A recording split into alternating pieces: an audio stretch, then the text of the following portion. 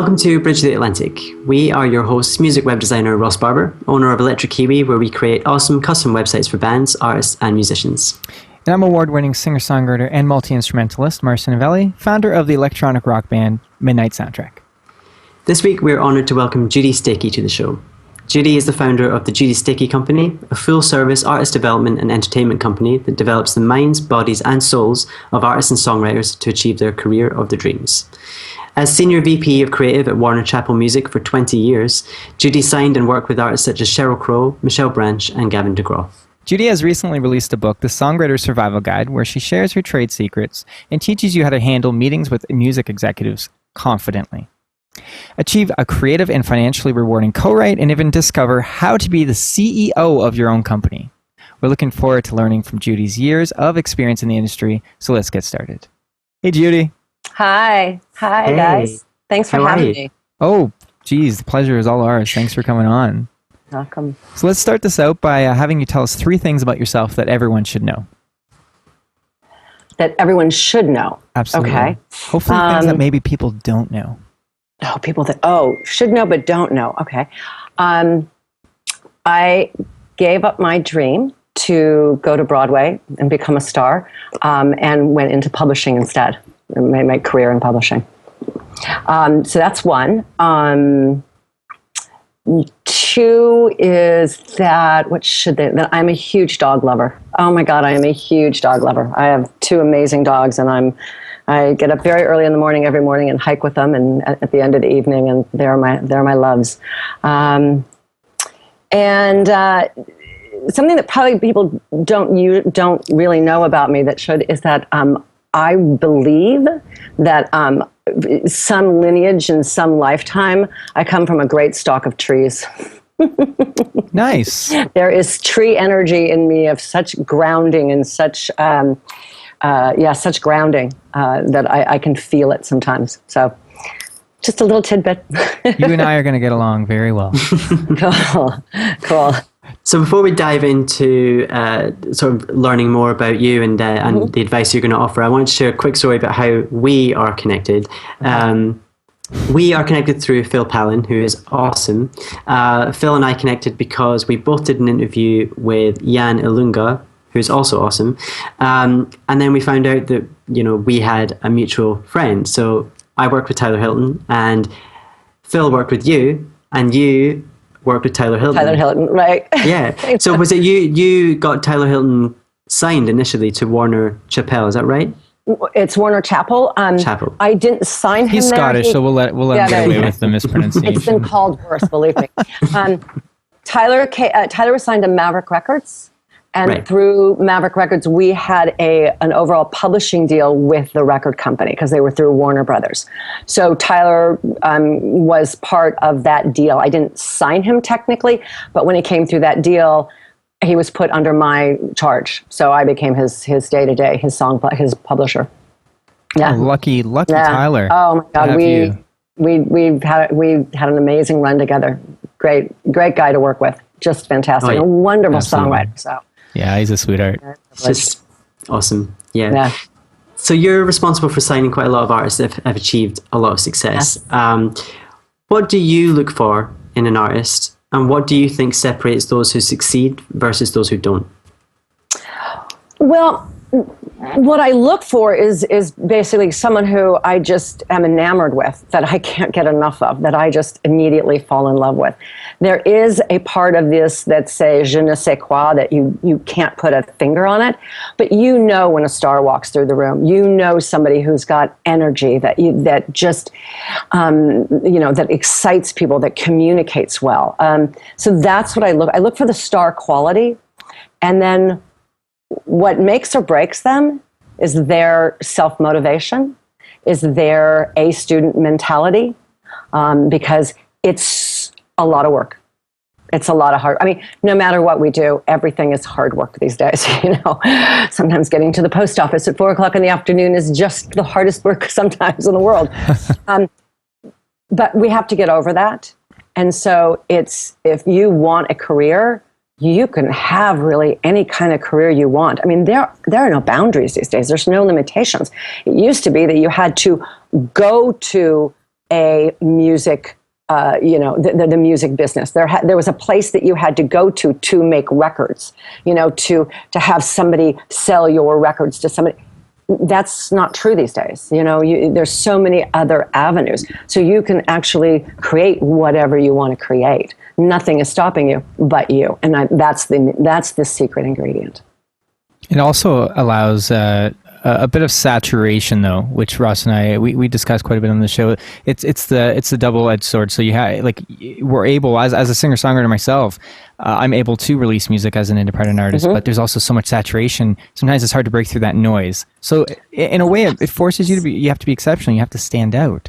I prefer to stand out by trying to work on my craft. That's what I would suggest to people, and just get better and better. Other people try to be gimmicky, teach their own. Absolutely. So you do have that a little bit of, you get the good with the bad with the good sometimes. I totally agree. And God bless the ones that are gimmicky and they make it. I mean, it's just absolutely amazing to me. But there's always those. I mean, the Macarena was, a gimmick and it went through. I mean, so. I was hoping to forget that. I could go on all day. But for most people, it's, what I teach is the main thing is, how do you tell a story? How do you tell your stories? Which words do you use? How do you put them together? How do you tell a story in 4 minutes and 200 words that's going to move somebody to buy your record, to buy that song, to listen to you again? Honesty. And that's the key. The key is that. But so what I have found, and this is part of my passion in my work, is that we are taught words, and we are taught melodies, and we are taught, we have a voice, but most people don't really know how to put them together and really tell stories. For some people, there is I think Tyler kind of came out of the womb like that.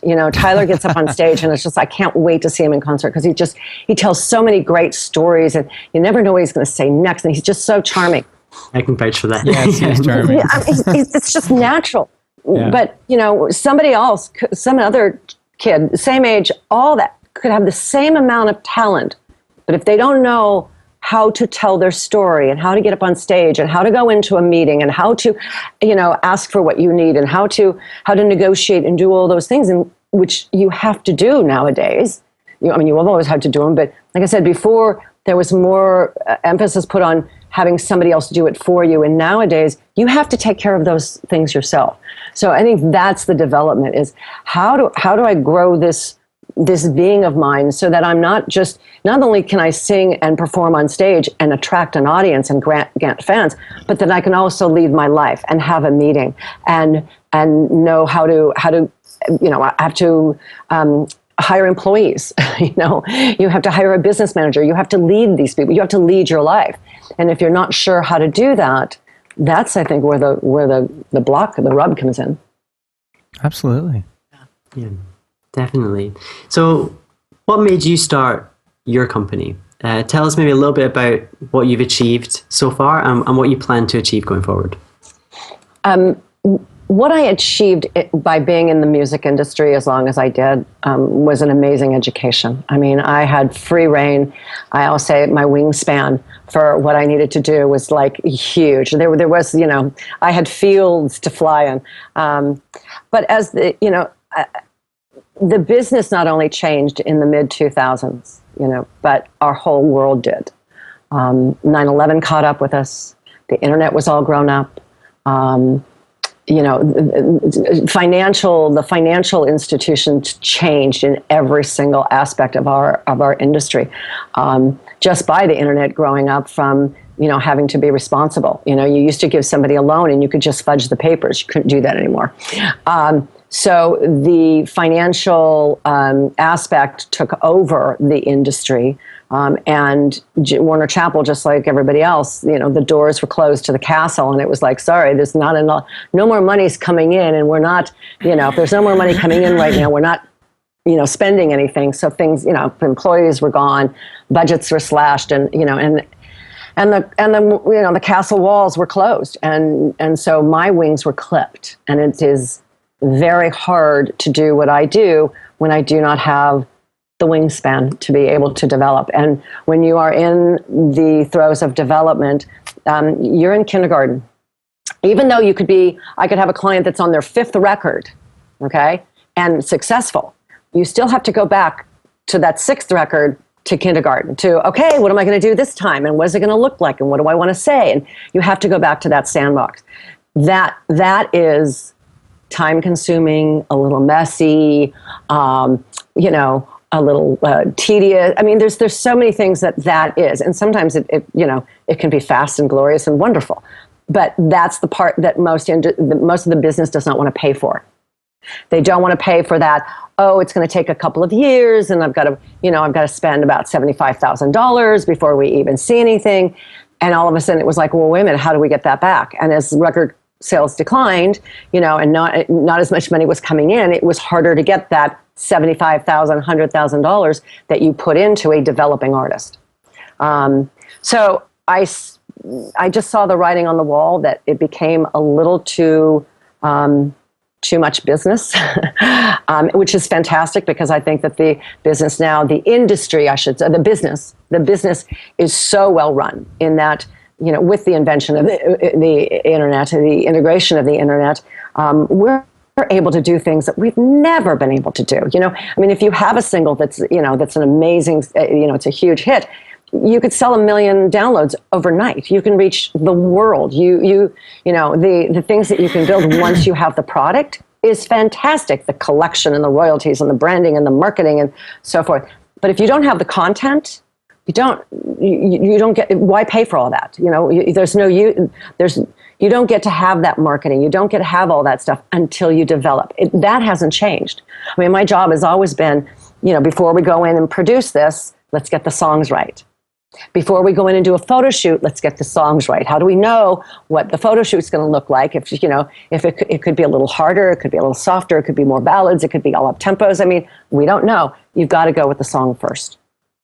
So absolutely, it all starts with the music. Yeah. So I left knowing that I really wanted to finally work for myself, and that I have a clear vision on what needs to happen and what the writers need to learn and what information I need to give them. And it has been an amazing ride. I've taught more than 30 some workshops in the last 6 years, just spreading the word of giving writers a foundational structure that they can actually build a career on. Because one of the things is, if you're going to be an architect or a doctor, there's a program. You have to go to 4 more years of school. Here are the classes. This is what you're going to have to know. But as a songwriter, you can show up on a doorstep and go, I play the guitar, I write in my journal, and I sing. Come on, I'm a star. So there's never been a cohesive language between that we can go, oh, now I understand. So that's what I've created. My methodology is basically a language that becomes a structure that we can now build a creative process, and you can develop yourself and your art. And all that has kind of led to you writing the Songwriter Survival Guide, which it kind of makes sense that you didn't eventually write that, I think. And I'd like to know just a little bit about why you wrote the book and what you expect from it. You'll love this one. Oh, sorry. What people can expect from it? Not you. You know what to expect from it. I wrote the book because Phil Pallen, who we mentioned, who is an amazing, most brilliant brand and marketing specialist, is my consultant. And we were talking one day, and he said, "Oh, I've got a great idea. Let's write. I want you to write 10 steps on how to become a songwriter or an artist. And we'll put great graphics, and we'll sell it for $1.99, and we'll get stuff out there for you." I went, okay, all right, not a problem. So I sat down and, 10 steps to being a songwriter. And it was like, okay. And it spent a week or two just, gathering some thoughts. And through a series of events that my husband had a few accidents last year. And so I every time I started to get out of the house, I kind of was forced back to stay close to home, which meant that I had a lot more time on my hands, and this 10-page book became, a 120-page book. So what started out as, like I said, it was just a giveaway kind of a thing to get it out there.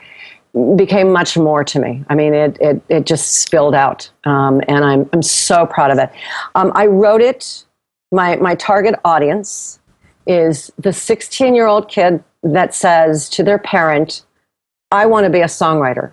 I want to be an artist. I want to have a career in music." And for the parents whose kids come to them and say, "I want to be a songwriter or an artist," who have no idea what to tell them. So this is 12 steps of things that you just need to put in place. This is, I mean, there's going to be many other books to come about other things, but this is foundational. This is, if you're going to write a song, then you're going to be using your voice, your melodies, and your lyrics. So if you're using your voice, melody, and lyrics, then you're going to have to take care of your voice. You're going to have to take care of your words. You're going to have to write in a journal. You're going to have to learn new words. You're going to have to know how words are put together. You're going to have to, learn melodies. That means, instruments, learning an instrument, if that helps. Singing helps. Knowing your own soul, whether you're happy, whether you're sad. So that all ties in. And I give examples and I take you through the processes through this book. But like I said, if you're going to write a song, those are 3 foundational things you're going to need for the rest of your life. I mean, I can't tell you how many artists I've talked to have said, so what do you do for your voice? How do you keep it in shape? It's like, well, when I go on tour, it's fantastic because I'm singing every day. And I'm like, and for the 9 months that you're not on tour this year, what are you going to do? So it's putting something in play every single day. Because it's not something we just sing with, but we also order hamburgers with it, and we take meetings with it, and we ask girls out with it. So, yeah. I'm so glad you're doing that because I don't want to sound like a grandpa here and rag on young kids these days. I'm not going to go there, but you do see, like, okay, I guess when I was younger, people, when you would talk to your friends, what do you want to be? I always said I wanted to be in a band, or I wanted to be a singer-songwriter, always, ever since I was a kid. And other people I knew wanted to do, whether it was I want to be an astronaut, I want to be an actor. And you do hear nowadays, I can't help it, guys. I sound like such a out of touch. But really, what do you want to be? Famous. Uh-huh. And it's like, no, there's no desire to have skill anymore or talent for the most part. Obviously, there's always exceptions. And, I think it comes down to 20, at least 20 years ago, you had to have some sort of talent or skill, or even like going back to the days of Nirvana, you had to have something special about you, right? But now you just have to do something stupid to get famous, or you have to be rich, like a Kardashian. It's our culture. I honestly give such kudos to you for writing this, because I would truly recommend it to anyone. I want to read it myself, just because I think even though you're gearing towards a young person, I think there's always something to take from it. But also, I think that we'll definitely be recommending this, because thank you. I strongly think that this is the route to go. Develop your craft, be the best you can be, and constantly grow, because that's what's going to last. Fame is so fleeting, especially in the world that we live in today. Yeah. I give, after every chapter, a true story about one of my artists that pertains to the subject of the chapter. Tyler's here, of course. And it's really interesting because all of these songwriters started as no one, a wonderful story in here is Julian Bonetta, who I signed at 18 years old. I'd known Julian since he was a little kid, because I knew his dad, but he had gone to 1 year at Berkeley and was kind of bored because he'd been producing demos and writing tracks, but he'd not been writing songs. And I signed him to a publishing deal and taught him what I needed to know, and taught him what he needed to know, and put him in with some great other writers and took him to some summer camps and so forth. And he's producing and writing all of One Direction, all of Simon Cowell's company. I mean, we're talking Fifth Harmony and Leona Lewis and the whole bit. I mean, that's Julian. I'm very proud that my writers have wonderful careers and families and, the longevity, that it's not just That's a flash in the pan. That's the word. Well, thank you for encouraging the development of artists. You're welcome. So beyond all these other things you're doing, you also do a door-to-door series on YouTube. Oh, that's fun. Which is, yes. I'd just like to know, very quickly, what is your least favorite word to use in a song? Destiny. Destiny. Don't say that. One of my new favorite songs I've written is called Destiny. Is it really? But it's a good one. It's a really good song. I promise you. My producer's in love with it. Please prove me wrong. Please. I will prove you wrong on this, and I will send this to you, and you're going to be like, okay, I changed my mind. It's interesting, but I was a song plugger. I started song plugging like early 80s. Well, there was a cheese factor amount, and there was all, so songwriters would come up with this like, "You are my destiny." Oh, no. It got to be too much. No, this song is talking about it kind of, just as a quick little bit, it talks about just it's speaking to life and what life throws at you and the unexpectedness and coming to terms with that. So it's a bit more spiritual and philosophical than that. Fantastic. Send it to me. Yeah, I'm worried, but I'm excited. Give it a few months. I'll have it for you. There you go. That's too funny. Sorry, that's good. Okay, so moving on from the Destiny. So you didn't know that question. You didn't know the answer to that? No, I definitely did not know the answer to that. Funny. That's so wild. Okay. That's hilarious. All right. What is, besides not using the word destiny, except for me, I can get away with it. What is the one piece of advice that you wish you had been given when you first started your career in the music industry? Hire a business manager. Interesting. Early on. Really? Hire a business manager early on. Yeah. I really wish that I'm great with money. I'm great with savings and all that, but I would have loved some financial advice on how to prepare and what to do. And like I said, I'm fine, but it would have been, it would have helped. Yeah. One of those things that I would have loved. Yeah. Yeah.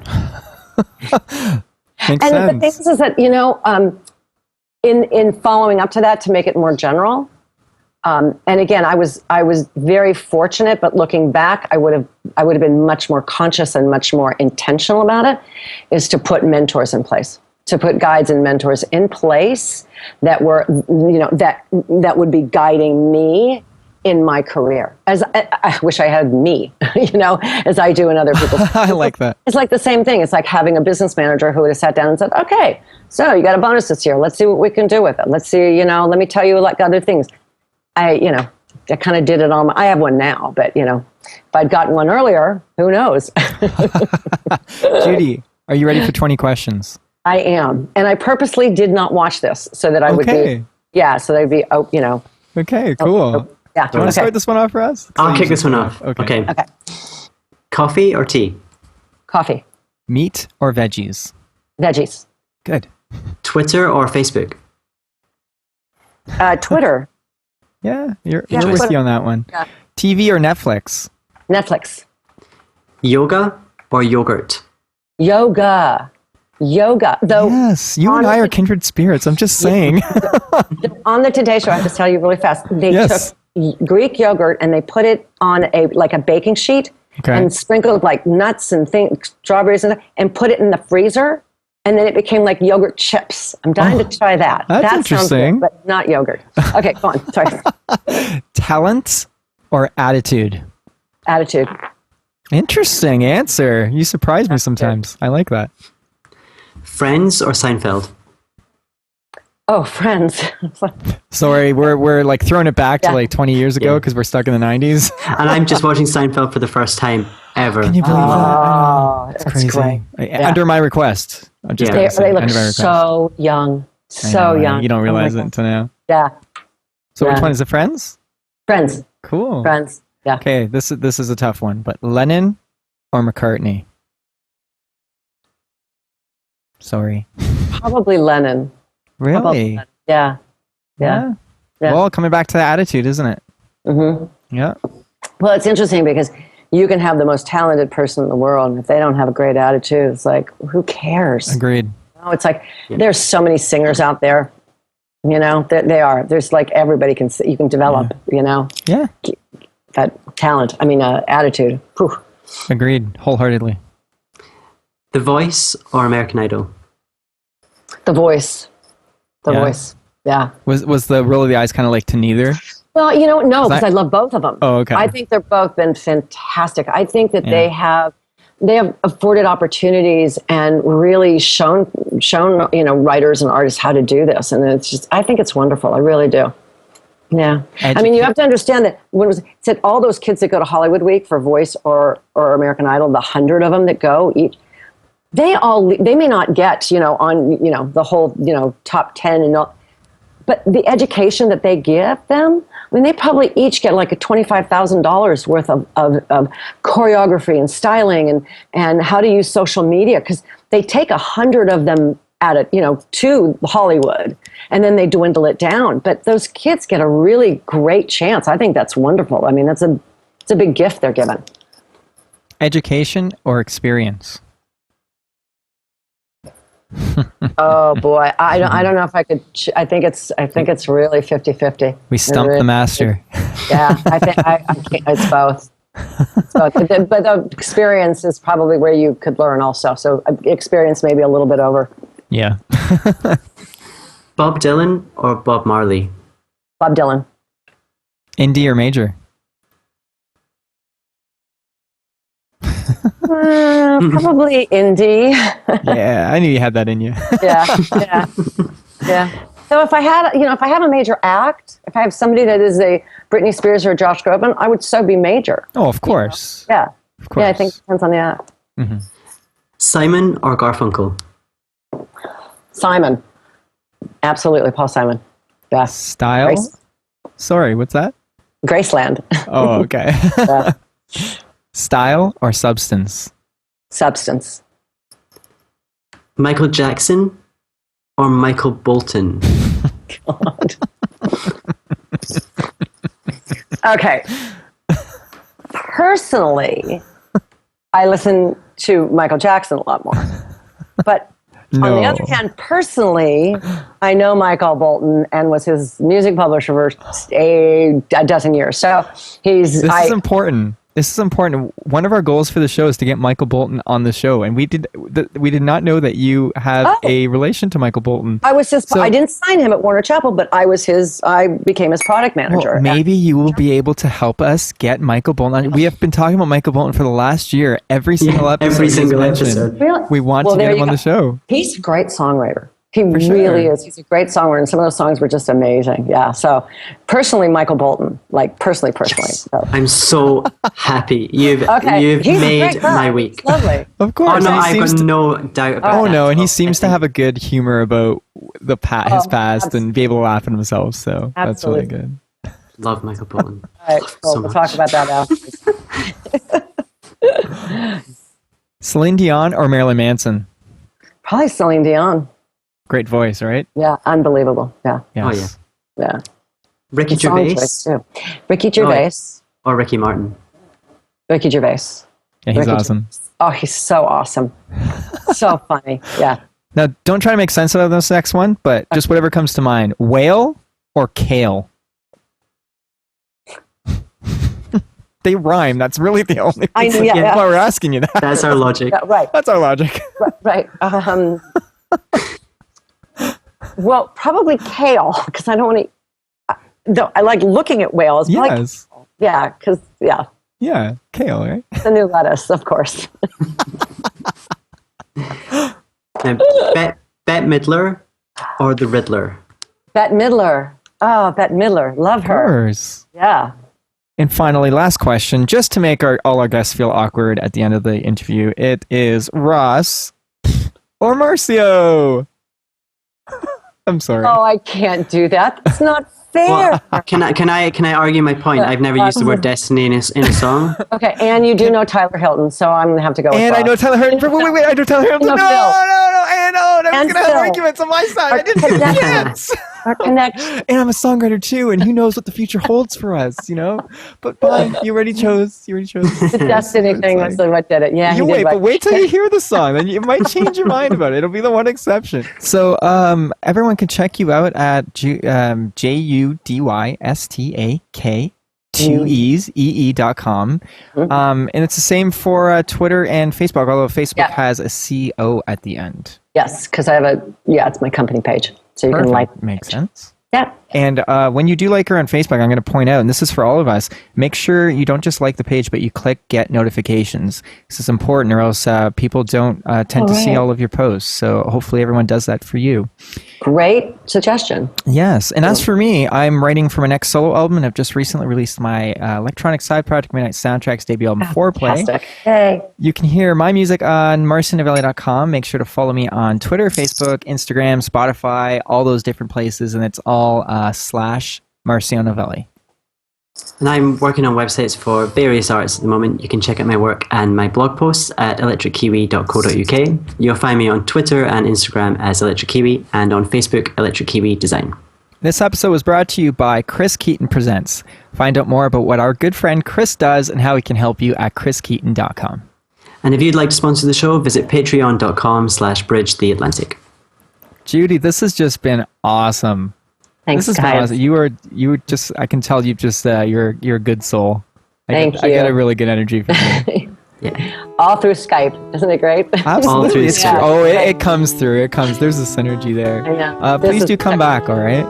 You got it. Not a problem. Thanks for watching Bridge the Atlantic. If you like what you saw, make sure to like, favorite, and most importantly, subscribe so that you don't miss each week's episode. Click on the videos above us if you'd like to see more, and please feel free to leave us a comment letting us know what you think of the show. Follow us on Twitter, Instagram, and Facebook, and subscribe to us on iTunes so that you can listen to us on the go. Thanks again for being awesome, and we'll see you on next week's episode.